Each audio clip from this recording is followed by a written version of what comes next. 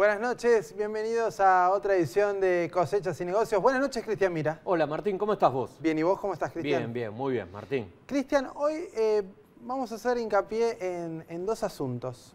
El primero, el que vamos a abordar en la mesa, es el tema de la pobreza. Al ministro de Economía hace poco le preguntaron cuántos pobres había en la Argentina y dijo que definir pobres era estigmatizante. Es interesante un gobierno nacional y popular, como se autoproclama que es el gobierno, dedicado a provocar cierta movilidad social, que apunta sus políticas, según la presidenta, hacia los más necesitados y los más pobres, apunta a las políticas sin saber hacia cuántas personas lo hace. Es interesante, ¿no? Sí. Es decir, aplica una política para tal segmento y no saber cuántas personas conforman ese segmento. No se sabe si la asignación universal por hijo es suficiente o no. Si llega a los pobres o no llega a los Claro. pobres, o a quién está llegando. Claro. Vamos a hablar con Daniel Nieto. Daniel es economista, experto en políticas sociales y sí, una persona que sí quiere investigar la pobreza y que sí quiere erradicarla y que se da cuenta de que medir determinados fenómenos tiene un impacto para poder resolverlos. Pero por otro lado, de la misma forma en que el oficialismo parece interesado en ocultar los números de la pobreza, tenemos también elecciones este año y tenemos tres precandidatos bastante consolidados en las encuestas: Sergio Massa, Mauricio Macri, Daniel Scioli. Una cuarta que quizás todavía no está consolidada, pero probablemente vaya a tener un caudal electoral, que es Margarita Stolbizer. Stolbizer, Massa, Macri ya nos han dicho en distintas ocasiones qué piensan de la política agropecuaria. Daniel Scioli es un poco más misterioso o no tiene una definición al respecto. Vos escribiste un artículo muy bueno en La Nación el sábado pasado en el suplemento de campo.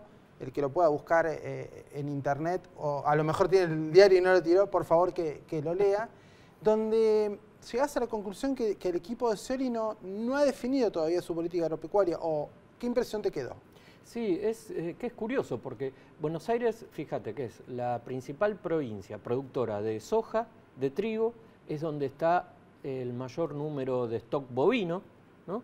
Y sin embargo el gobernador de la provincia de Buenos Aires hasta ahora no ha dicho públicamente qué política va a tener con el agro, más allá de definiciones generales, ¿no? Que hay que terminar con la dicotomía entre campo e industria, que hay que apuntar al valor agregado, que eso también es una definición discutible, ¿no? ¿Qué se entiende por valor agregado? Hay quien dice que en realidad no se define porque si dijera algo se enoja con el gobierno, con el gobierno nacional, y justamente ahora está en una etapa de no tener conflictos con el gobierno nacional. Pero en los hechos, el productor agropecuario que quiera decidir una inversión, un gasto ahora, y ve las encuestas y analiza quiénes son los principales candidatos que podrían tener éxito en octubre próximo, y si dijera, bueno, gana Scioli, ¿qué hago? ¿Invierto o no invierto? Y fíjate vos, Martín, que en pocas semanas empieza la siembra de trigo. El trigo se va a sembrar con un gobierno y se va a cosechar con otro. La ganadería tiene un ciclo de 3 años de inversión, desde el nacimiento del ternero, el engorde del animal, hasta que se lo vende. En promedio son 3 años, puede ser menos. También un productor, un ganadero que participe en alguna de las partes de la cadena, de alguna manera, si recibiera señales concretas por parte de los candidatos, podría decidir una inversión en más o en menos, ¿no? Y es llamativo también porque el próximo gobierno, gane quien gane, digamos, va a tener necesidad de divisas reales, concretas. Y uno de los sectores que está en mejores condiciones de proveerle divisas por exportación de bienes es el agro. Es decir, y si el agro no recibe, si el campo no recibe señales ahora, quizás las decisiones de inversión van a venir el año que viene, en el 2017, y para un mandato de 4 años Hay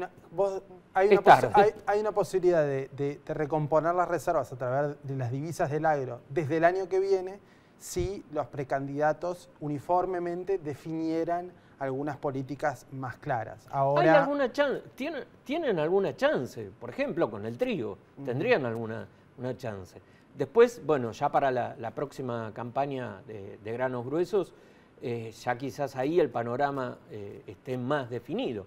Pero los tiempos del agro evidentemente son distintos que los tiempos políticos. Nosotros el año pasado tuvimos al ministro de Agricultura, a Alejandro Rodríguez, con Claro. nosotros, y él habló de que él veía favorable la baja de algunas retenciones. Ahora, esa es una posición, digamos, que solo tiene él o Claro, no está consolidada. El Topo Rodríguez es ministro que da la cara, que no tiene problemas en hablar con los productores, con la mesa del NACE, cuando el gobierno nacional tiene a la mesa del NACE como palabra maldita. El Topo Rodríguez va, se reúne, recorre la provincia, incluso ha hablado en favor de terminar con las trabas al comercio de trigo. Scioli no dijo una palabra de eso, tampoco, digamos, dijo que lo que había dicho el Topo Rodríguez estaba mal, pero su función también es política, no es un técnico agropecuario. Hoy cumple una función política dentro del proyecto de Scioli, es decir, la relación con los intendentes de la provincia de Buenos Aires. Ahora, también años antes, Scioli tuvo un ministro de Asuntos Agrarios, Gustavo Arrieta, que es de la cámpora, o sea que no quería saber absolutamente nada con el campo, con lo cual, ¿qué decisión va a tomar Scioli en relación con el agro? Es un misterio. Cristian, que me parece que, bueno, en la nota todo esto estaba, pero ahí está muy bueno que lo hayas explicado un poco más. Sí, digo, me parece que, bueno, quizás sean sus tiempos políticos y él no se pronuncie por alguna medida conflictiva y es una decisión política, pero es llamativo, no deja de llamar la atención, ¿no? De la misma forma en que se necesitan definiciones en la política agropecuaria hacia futuro, también se necesita en el granero del mundo que ningún argentino pase hambre. Y no es lo que está pasando precisamente. Hay muchos argentinos, millones de argentinos, pasando hambre o viviendo bastante mal en un país que podría alimentarlos a todos. Así que en el próximo bloque vamos a hablar con Daniel Nieto, economista y especialista en políticas sociales, sobre este tema. Vamos a una pausa y ya volvemos.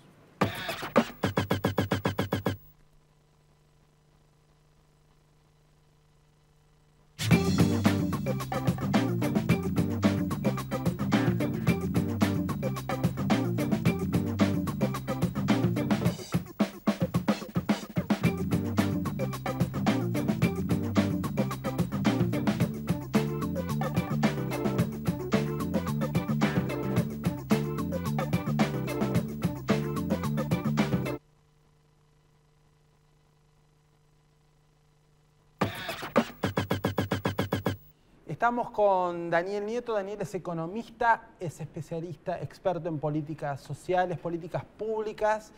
Cuando al ministro de Economía, Axel Kicillof, le preguntaron sobre la cantidad de pobres en la Argentina, él se negó a contestar, dijo que hablar de pobreza era estigmatizante. Cuesta entender, o por lo menos a mí me cuesta entender, quizás algunas personas que lo tengan más claro, cómo la presidenta habla todo el tiempo de sus políticas económicas enfocadas en los sectores de menores ingresos, en los que menos tienen, sin poder determinar de qué cantidad de personas estamos hablando.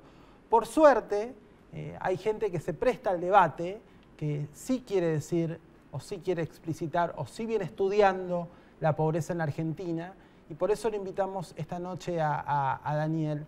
Daniel, muchas gracias por estar con nosotros. Muchas gracias a ustedes. Hola, por la Daniel, invitación. ¿cómo estás? ¿Qué tal? Daniel, según tus cálculos o según tus estimaciones, y que nos vas a explicar probablemente por qué, ¿cuántos pobres hay en la Argentina? Para todos los investigadores en cuestiones de pobreza, la intervención del INDEC nos ha dejado en el lugar de tener que reemplazar información oficial con la información que uno puede reconstruir a partir de procesamientos propios que hacemos sobre la encuesta permanente de hogares. Bajo esas condiciones y tomando algunos supuestos en función de precios que desconocemos, porque inclusive el nuevo índice de precios nos da las variaciones, pero no nos da el nivel que tienen los diferentes precios de la economía, diferentes investigadores, entre los que me incluyo, señalamos que la pobreza afecta aproximadamente, variando las estimaciones, entre el 15 y el 25% dependiendo del investigador, ¿no?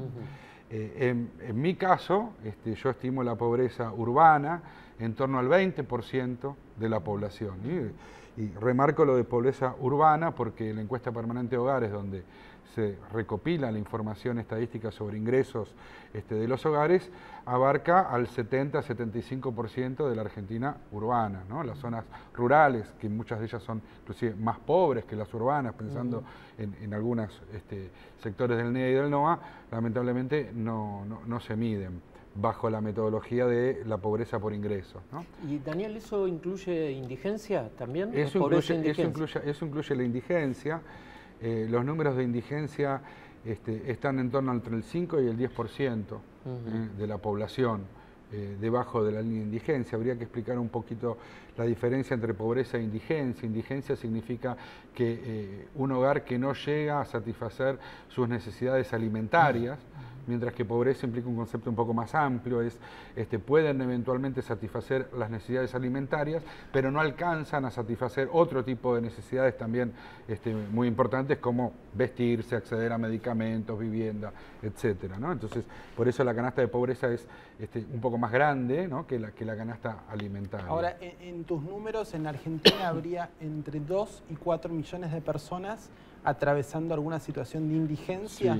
Sí, y en torno a los 10 millones de personas si uno habla del concepto de pobreza, ¿no?, por ingresos. El problema que tiene el gobierno es que al haber intervenido el INDEC le ocurren cosas como las siguientes. Por un lado, si tienen que publicar cuáles son los precios, no las variaciones, sino el nivel absoluto de precios de la canasta alimentaria o de la canasta de pobreza, quedan en evidencia que mintieron con esos mismos valores de precios en el pasado. Con lo cual, algunos economistas que están en el sector financiero o abogados del sector financiero piensan que eso puede abrir polémicas legales en torno a los bonos que se ajustaban por el SER. Porque no entraría solo la discusión de variaciones, que es un poco lo que mide la inflación, sino cuáles son los precios que tuvo la economía en el pasado y que tiene ahora, y ahí quedar en evidencia... o sea, el crecimiento del PBI, ahí quedaría... Y claro, porque se falseó información, se falseó información. Y por el otro lado, el problema más puntual que tiene el ministro, recordemos que si bien se incorporó a este gobierno a través de la empresa de Aerolíneas Argentinas allá por el 2010, fue a partir del 2012 que él tiene la función de ser ministro de Economía. Y bueno, las diferentes estimaciones privadas que se hacen sobre la medición de la pobreza establecen que a partir del 2012, o por lo menos principios del 2013, la curva empezó a ser ascendente. Entonces el problema que tiene el ministro es que de los ministros de Economía del kirchnerismo, es uno de los que le va a dar la curva de pobreza hacia arriba y no hacia abajo, como fue el caso de los primeros años del gobierno actual. Vos decís, el gobierno en 3 etapas tiene una etapa de crecimiento económico muy alto, 2003-2007, que probablemente haya marcado mayor reducción de la pobreza. Y hasta fines del 2006, sin el INDEC intervenido, hay consenso en toda la profesión de que la pobreza se redujo abruptamente. De 2007 a 2011 hay un crecimiento más acotado. Más acotado. Ahí no sé qué pasó con la pobreza en ese periodo. Y la pobreza en ese periodo se redujo, o sea, primero subió un poquito en el 2009 como consecuencia de la crisis económica, y se reduce hacia el 2011, más por efecto de la política social que por fenómenos de mercado de trabajo. Claro. O sea, yo digo que el gobierno puede decir que entre 2003 y 2007 le ganó al partido a la pobreza, entre 2007 y el 2011 salió empatado, con más ayuda de la política social que de la política económica, y a partir del 2011 lo está perdiendo. O sea, no solo hay decrecimiento, un crecimiento mínimo de 2011 a esta parte, sino que eso también hace que haya mayor cantidad de pobres para este mandato de Cristina. Efectivamente, porque los ingresos reales de una franja de la población que está por fuera del marco de las paritarias, por ejemplo, han caído. Han caído y uno de los problemas que tiene la estructura social de nuestro país es que ese polo de marginalidad económica y de marginalidad social que vimos que desde mediados de los años 90 se comenzaba a conformar y que tuvo, digamos, su explosión estadística con la crisis del 2001, si bien se acotó bastante, digamos, se ha estabilizado en un porcentaje en torno al 20% de la población y que desde hace por lo menos 6-7 años ya no se redujo más. Y los fenómenos como de la inflación o el estancamiento del empleo privado, que son dos emergentes de la situación socioeconómica que vemos muy claramente, lo ha tendido a consolidar. Las medidas de política social que el gobierno ha tomado, como por ejemplo la asignación universal por hijo, tienen un efecto importante sobre la indigencia, pero no son suficientemente generosas como también para reducir los niveles de pobreza. Daniel, de la asignación universal por hijo y de la canasta básica mínima vamos a hablar en el próximo bloque. Así que te propongo una pausa y ahora seguimos desarrollando el tema. Vamos a un corte.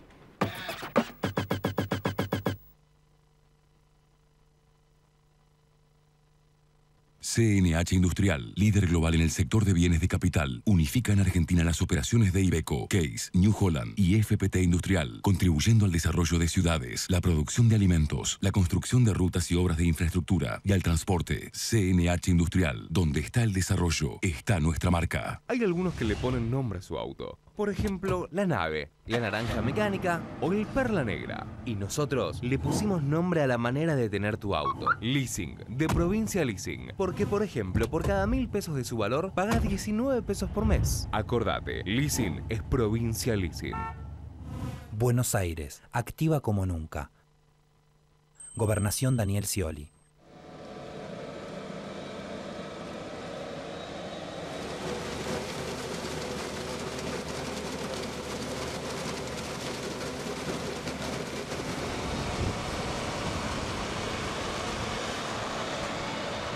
Class, liderando el mercado de la cosecha.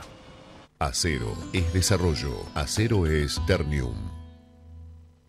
Ayudamos a producir más alimentos con menos recursos para un mundo en crecimiento. Descubrí quiénes somos realmente. Ingresá a Descubrí Monsanto y sé parte de la conversación. Auspicia este programa. LAN. El encanto de volar. El ketchup, la mostaza y la salsa Golf Natura son ricos y sabrosos. Son ideales para ponerle onda a tus comidas. Son bien de familia. Calidad Natura. Bien de familia.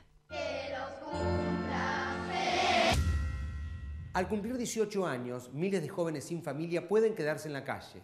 Sumate a Doncel y ayudarlos a tener un futuro, porque crecer no tiene que ser una amenaza.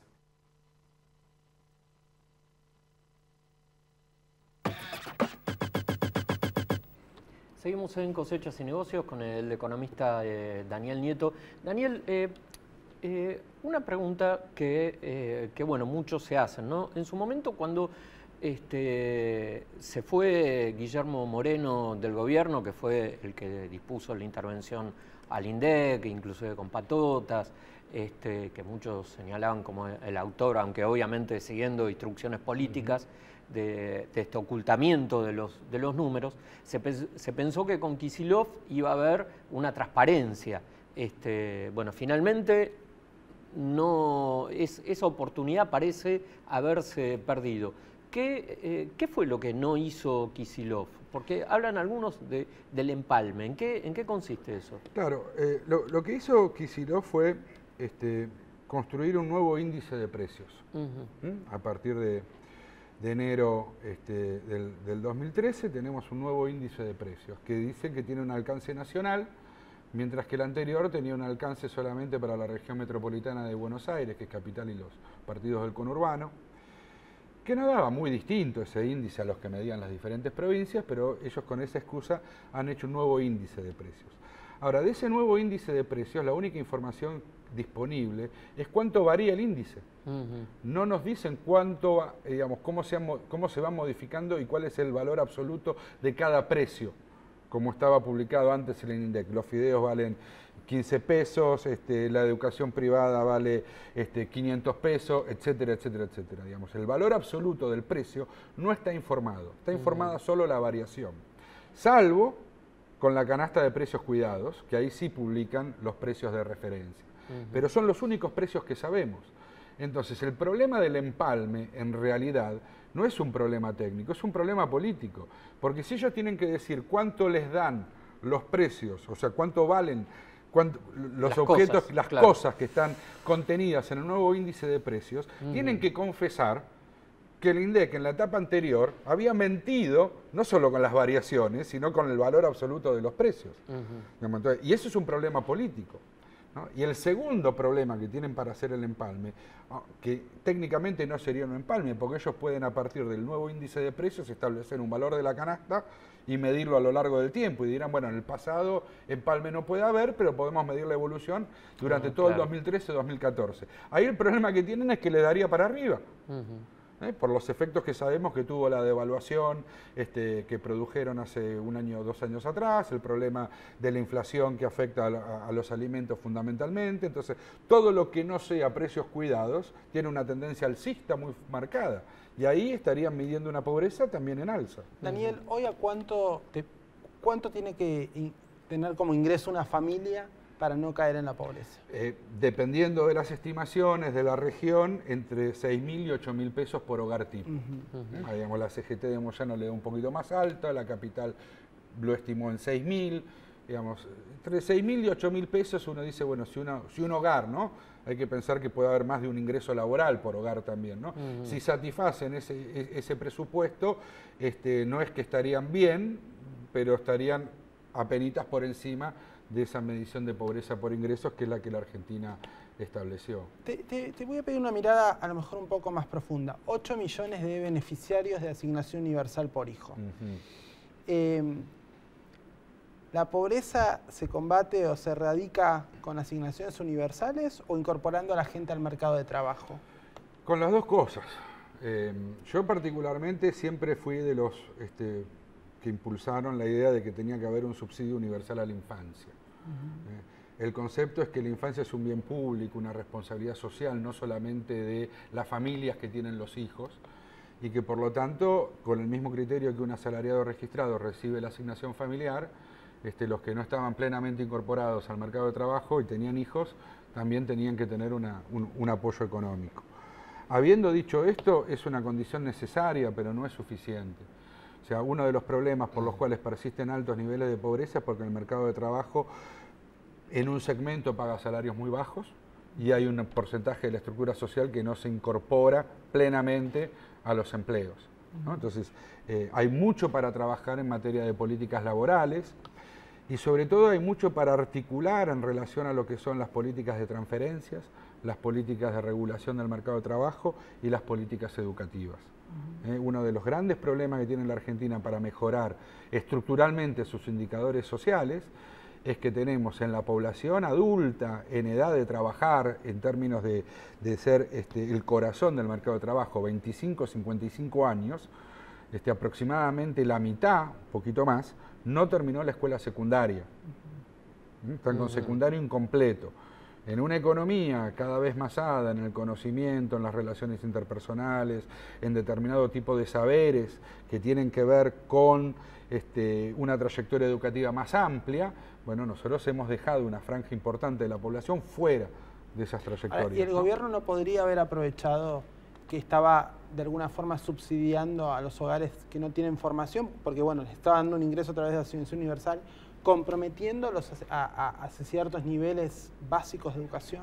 Sí, se podría haber hecho muchísimo más en materia de política educativa. Yo creo que es donde más ha fracasado este gobierno. Ahora, también hay elementos de la estructura productiva que estamos teniendo problemas.